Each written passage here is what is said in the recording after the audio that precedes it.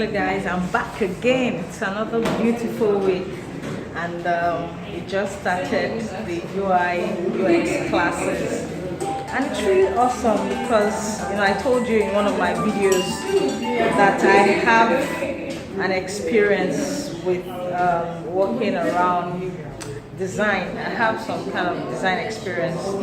So today we got introduced to prototyping, product building and all that. And it's really fun. We try to iterate custom consumer journey to product, how the consumer reacts or journeys through your product, your website, whatever product that you're trying to build, and it's really awesome. I'm going to share some videos.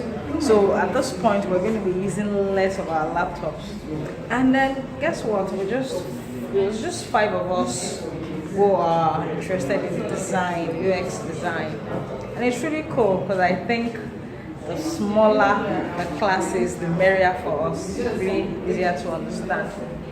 Looking forward to this.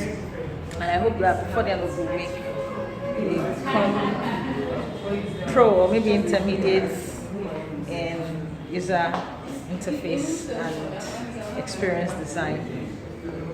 Hope you guys are watching the videos. Keep watching, don't stop watching. Your comments, your likes go a long way, and I look forward. And this is our tutor, is Mr. Maja. Yeah.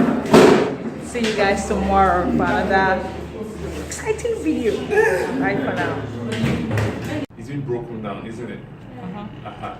Now look at this. Under user, home page, product search, view product, add to cart, sign up. Check out. You see all these things? They are rocks. Look at that sign up again here. Okay. You get? So this is a backbone. And then when you take this backbone, you distill it. And then you look at this other backbone, check out.